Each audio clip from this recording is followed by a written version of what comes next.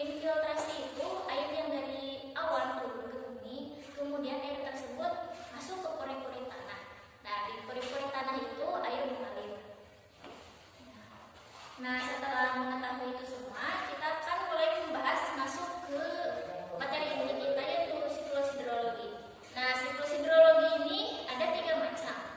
Yang pertama, siklus hidrologi pendek. Yang kedua, siklus hidrologi sedang. Yang ketiga, siklus hidrologi panjang.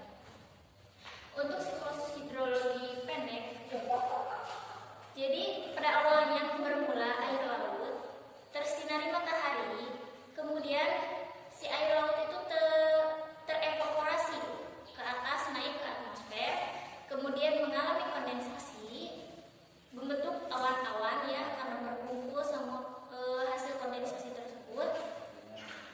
Lama-kelamaan si awan tersebut semakin membesar, lalu tidak kuat menampung masanya dan akhirnya turun hujan di atas laut itu sendiri. Sangat pendek ya, cuma ada prosesnya tersebut dikatakan pendek karena masih ada di laut. Prosesnya hanya ada di laut, di atas laut atau di atas samudra. Kemudian yang kedua ada siklus hidrologi sedang. Nah, siklus hidrologi sedang ini lebih panjang daripada siklus hidrologi yang pendek. Perbedaannya itu, kalau siklus hidrologi panjang itu air di air laut tersinari matahari kemudian menguap. Nah, uapan tersebut seperti biasa terbentuk kondensasi. Nah, dari kondensasi itu mengalami adveksi. Jadi si hasil kondensasi yang sudah menjadi awan-awannya itu terbang, tertiup angin ke daerah daratan.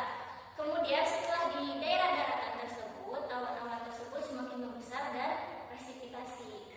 Nah, dari presipitasinya tersebut turunlah ya air ke permukaan bumi. Nah, dari permukaan bumi air kembali lagi ke laut. Perbedaan cuma sedikit ya, jika siklus pendek itu hanya terjadi di laut. Nah, untuk siklus sedang yang dari laut ke daratan, lalu kembali lagi ke laut seperti itu. Kemudian ada siklus hidrologi panjang. Terakhir, siklus hidrologi panjang ini lebih kompleks daripada kedua siklus tersebut. Nah, pada awalnya ya seperti biasa, semua air permukaan bumi tersinari matahari. Jadi terjadi proses evaporasi dan transpirasi. Nah, evaporasi itu tadi sudah dibahas ya, dari laut, danau, dari sungai dan lain-lain. Sedangkan transpirasi terjadi dari makhluk hidup.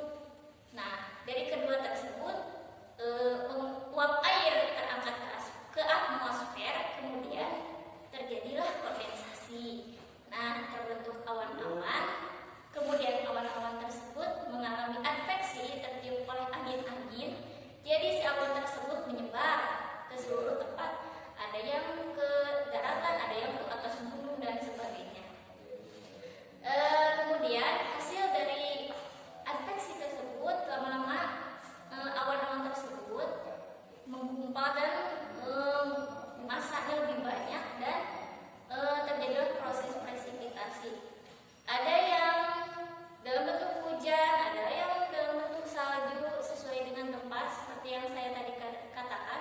Ketika si awan hasil kondensasi tersebut berada di atas gunung, maka yang hasil adalah berupa salju atau es.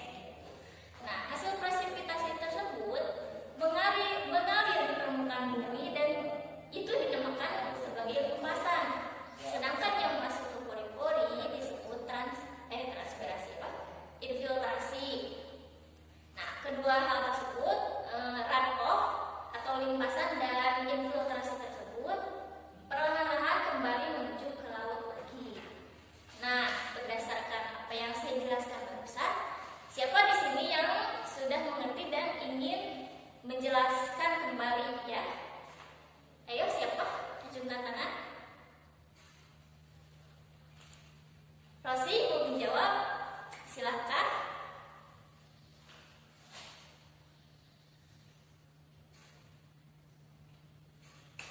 Ya, jawabannya baik sekali. Ada yang lain?